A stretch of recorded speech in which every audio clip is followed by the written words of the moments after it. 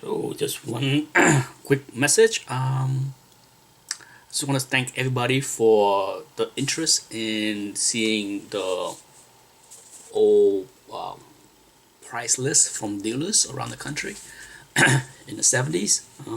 I didn't know if there was any interest in these oddball items, but I love them myself, and I shot quite a few videos, but I never load them because I figure nobody else care. But for me, I like these almost, okay, more than say the old price guide, because the price guide is cool, no doubt, a lot of great reads, but the price guide is what it is, a guide. But when it comes down to this, seeing the books available and the prices is more tangible, because this is what's available for collectors to buy at the time. So, it just brought more interest to me as far as nostalgia is concerned, because you know looking at the price guide gives you an idea of what the general market think, but then when you look at these things, it gives me a better idea of how the real market worked, what was real available. It's, as you can see, I'm sure every old timer that collected in the 70s will tell you it is darn hard to find back issues. Darn hard. It's not like today with the click on eBay. But that's it. I hope you enjoy the next part of this. Okay, stay tuned. Bye. Perhaps my favorite bunch of lists that I have is from Robert Bell. I have a stack of listing here from him, and Robert Bell is definitely one of the key dealer in the mid to late 60s through the 70s. He sold his inventory, I think, in 81, but up until that point he was one of the key player. And here is here is the earliest list that I have from him that expired in 1973, May of 1973. So here you see what he has for sales through mail order. You can buy a copy of Amazing Fantasy for $30. If you Google his name, there are a few pretty decent interview, where he mentioned how many copies of many of the Silver Age that he has. Just look at this Iron Man #1, $2. Unbelievable. With that X-Men one, $8. As I said, you can see a lot of crazy prices. Hulk #1, 22. At one point, I think in one of the interviews, he mentioned that he has something like 100 Fantastic Four #1. Let's see how much he was charging for Fantastic Four #1. Conan, $5. Daredevil #1, $10. There you go. Fantastic Four #1, $50. Okay, so that was probably the most valuable Silver Age Marvel that he has at the time. Journey into Mystery, 83. Look at that. He priced 83 and 84 at the same price.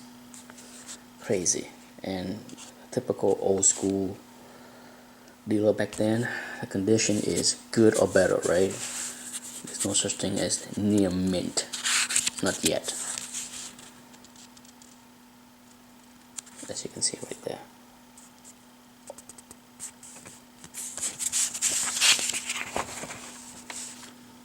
As you can see, he has some Golden Age, Batman 3, in good condition for 80 bucks.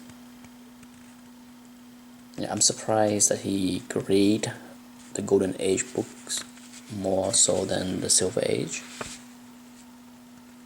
Superman, he has a issue number 6 for $75. Now it's funny how, today the Fantastic Four number 1 is worth a lot more than Superman number 6. But back then, as you can see, Superman number 6 is worth a lot more even in VG condition. Same thing with Batman number 3. Okay, Batman number 3 is $80. These days, Fantastic Four number 1, Amazing Fantasy 15 exceed the value of those Golden Age books. Then you have some EC right here.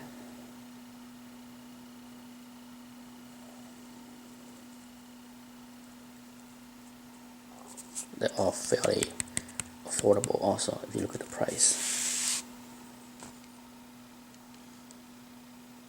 And here's the DC Silver Age and Bronze Age.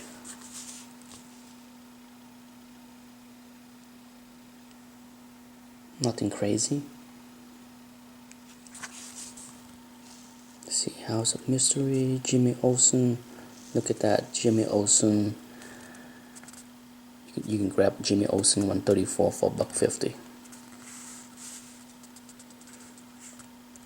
Way cheaper than Mr. Miracle 1 at $5, right? You gotta understand, at this point in 1973, the Kirby DC was the rage, right? Especially the number 1 issue. Look at that, New Gods number 1 is $5.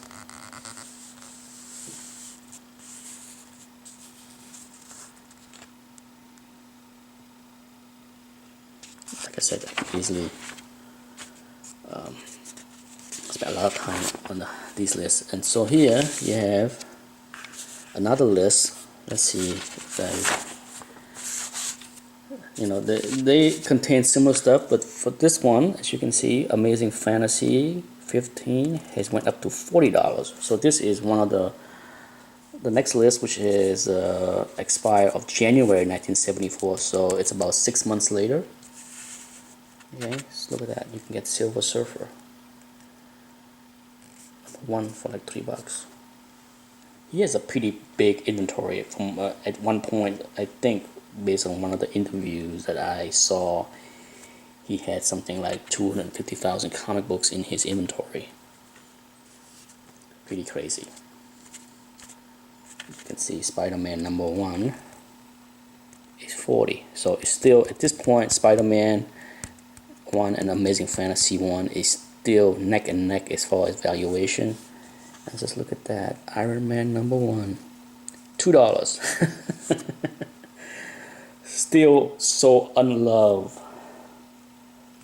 Look at that, even Conan number 1 is 3 times the value of Iron Man number 1, right? That's crazy. Look at that. X-Men 1, $8. Okay, so that's another one. And then here's one that expired April of 74. Okay, I have the stack in order as far as chronological. So now you see Amazing Fantasy 15 climbing to $45.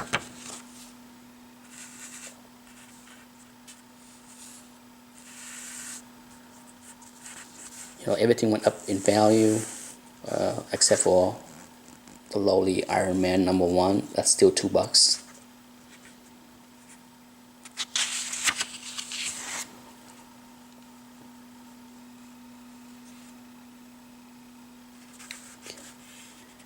This one here, the next list I have from him is, he changed the look a little bit, and this one expired August of 74, so just another month after.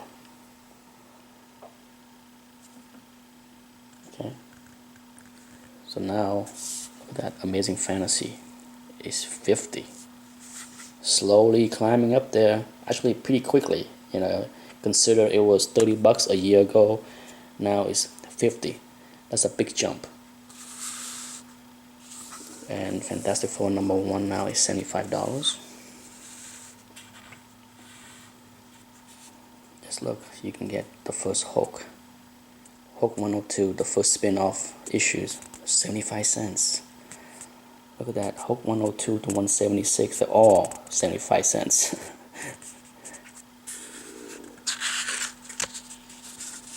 As you can see, nobody care about Bronze Age or Silver Age Hulk.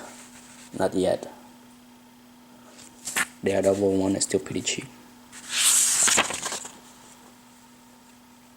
Okay, so here, this list here, Golden Age comic, this list here, there's no date on expiration, but based on what I can tell from all the interviews and research I did, this gotta be sometime in 1979 or 1980. The reason is Batman 1. Okay, based on what I read, he only owned 2 copies of Batman 1. And he said that the nicest copy that he bought in 1979 for about $700, and he sold it for $1,000. So this is it right here. So this is gotta be like around 1979, 1980, just about the time where he obtained that nice Batman 1 that he sold for $1,000. I wonder where that copy is today. And here's another, the next list where he still have the Batman 1 for the same price. Okay, so great stuff. But like I said, I have many of his listings that I try to collect over the years. I would love to have a copy of a price listing that is older than 1973, because he has, I think the first list that he sent out is 1969. I'd love to have a copy of that. But last, before I go, one thing that he had that was pretty neat that he issued in the 70s is, look at this. I have, so these are the typical envelope that he sent out. Okay, the 8 cents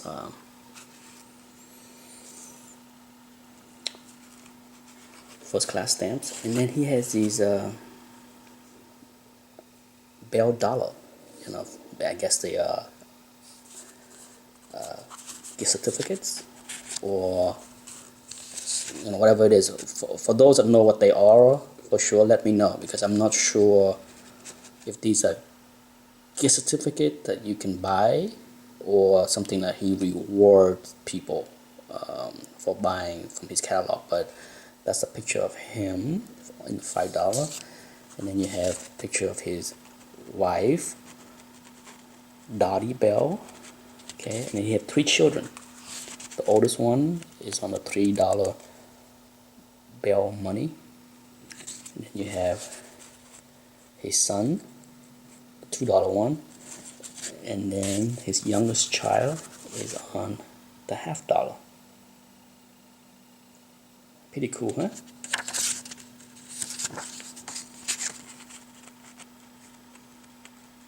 Comic Collectors of America. In Bob We Trust. These are, I don't see these often on eBay or anywhere, you know, so I'm pretty happy to have a full set of Bell money. And then you have this is the little order form that come with the catalog. Pretty simple, old school. Anyhow, that's it for this video, and thanks for watching. Bye.